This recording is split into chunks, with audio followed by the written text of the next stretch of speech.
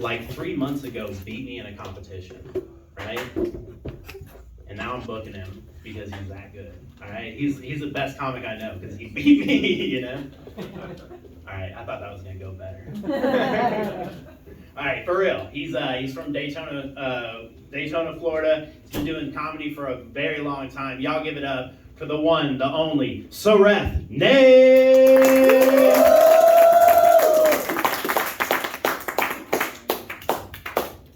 So as Brian said, I perform comedy mostly in Daytona, and Daytona is known for NASCAR. And I want to play the race car game with you all. Which race do you think I am? All right, I'll help you out. Some people think I'm black, or Thai, Samoan, or Vietnamese. I'm Cambodian. Yep, and I'll take you on a journey. Come with me, if you will. My parents, they were hanging out in Cambodia in the 70s, and the whole genocide was happening, and the radio was playing Dead Kennedys, and they were like, I guess we're not going to spend another holiday in Cambodia. So they got into a boat on the Mekong River, and they saw Martin Sheen, and he was like, don't go to Vietnam, because every morning, Robin Williams yells out, "Good morning, Vietnam!" and don't go there because they're having their apocalypse now too. And then they saw his son Charlie, and the next boat over is trying to sell tiger blood. It's like, go to the next country over. Sylvester, he's drawing first blood, taking out all the weekend crops. And my mom was like, I guess there's no more suffering succotash. So they got into the chop as Arnold had instructed, and they flew across the ocean. And there was an island along the way, the island of Dr. Moreau. And that's where I was born, which explains why I look like a sea turtle with dolphin teeth. I made that up on purpose. I did. I'm kidding. I was born in the state of Colorado, folks, and for them to stay in America, they had to have an anchor baby. And Cambodia is known for the temple Angkor Wat, the temple. So I guess you can call me an Angkor baby. Yeah. So my name is Sareth Ney, and you must be wondering where that name came from. And my parents told me that it came from a game of drunken Scrabble. Or an eye chart, but they left the number off, so I wouldn't be Johnny 5, you know, and as you can tell, I was born without an Adam's apple. I was born with a Princess Peach.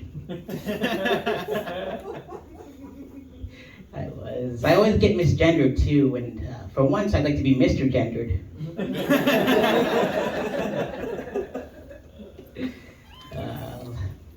Like most Asian kids, I got my very first job at the age of 9.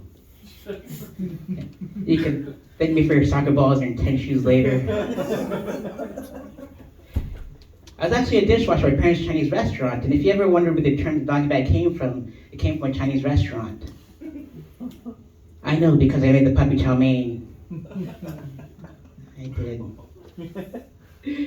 When I was 12 years old, my parents said, you gotta learn how to defend yourself, so they enrolled me into karate. They were trying to make me the next Karate Kid.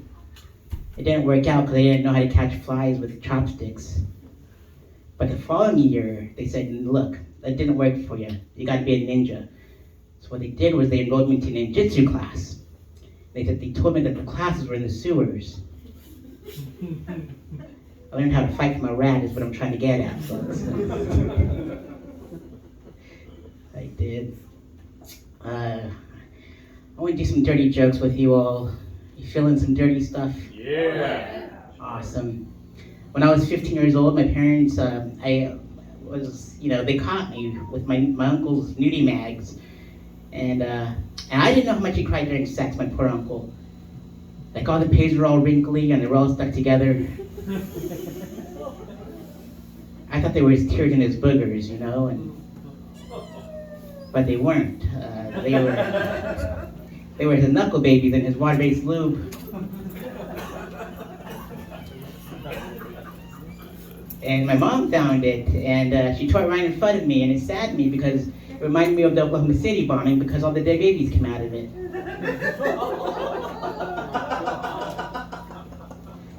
I love you all already. This is fantastic. We're gonna get worse, all right? We're gonna get dirty. All right, when I was 18 years old, I went to my very first strip club. It turned out it used to be an old church. My very first lap dance came from a lady that looked exactly like Marilyn Manson. She walked up to me like she was my own personal Jesus. She turned out to be an Antichrist superstar. She was one of the beautiful people.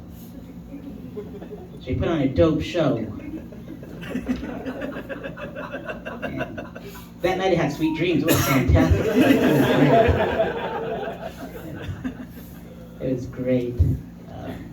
Down the street from there was an adult bookstore.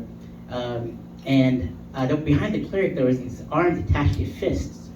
One was black, and it looked like it just won the Olympics, and it looked like that. And the other one looked like it was hailing Hitler, but with rheumatoid arthritis, and it looked like that. I said, "Hey, clerk, what are those used for?" He goes, "Go to the adult arcade in the back. Turn to channel 27. There's a movie called Five Finger Donkey Punch. You'll see what they're used for." So I go back there, and the screen looked like it was sponsored by Krispy Kreme. There was a white lawn chair with a brown skid mark on it. And I popped in my token, and there was a fist in someone's bum. And they pulled it out, and their butthole flipped inside out like a rosebud. And I thought I was watching Citizen Kane.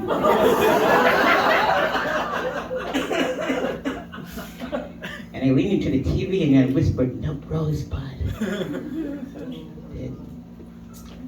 In my 20s, I moved out to Los Angeles, and I would get mistaken for four celebrities all the time.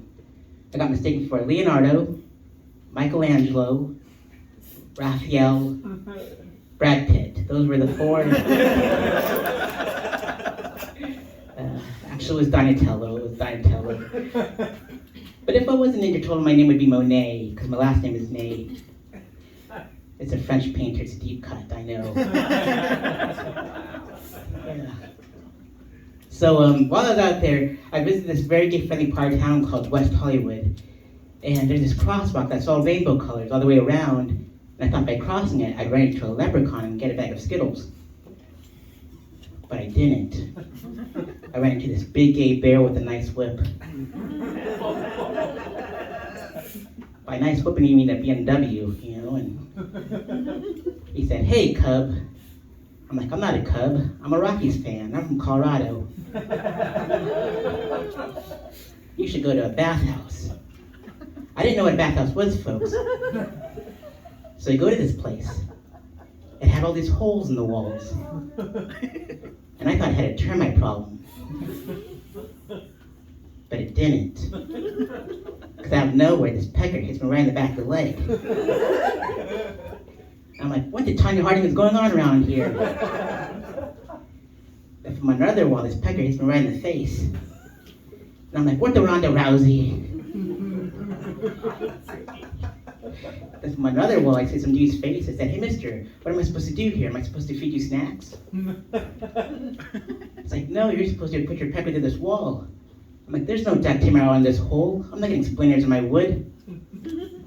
So his pecker comes to the wall. There's three peckers facing me from different directions. And rock music comes on, and I thought it was Judas Priest. But it wasn't. It was Iron Maiden. I was starting Iron Maiden full of peckers, folks.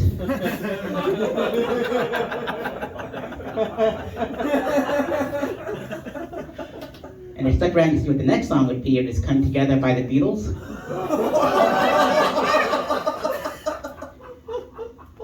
Because if you think about it, that song goes, "Come together Right now, over me." And I was drenched, folks. Head to toe in mangrove. It was so salty, just like my ex's. I looked like I left Dillard's on a Black Friday sale because I had a pearl necklace and pearl bracelets to match. So, So I'll end off with this one last joke, and I moved back home to Colorado, and my dad goes, son, I feel bad, I never got to teach you about the birds and the bees, and your mom tore up your nudie mags. My dad's okay. He goes, no, I insist, let's go to YouTube, they teach about everything. My dad, that's not how it works. Let's go to Pornhub together. So my dad and I went to Pornhub together, and on the top right corner of the screen says Arla HD.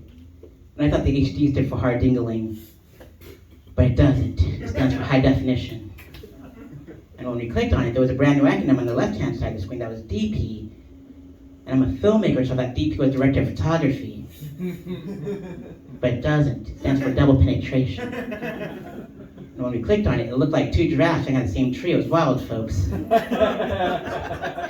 So that was comedy without any curse words. Give it up for Brian. Give it up for Vape. Give it up for yourself.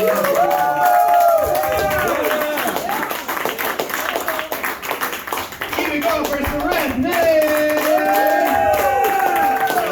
I love that energy.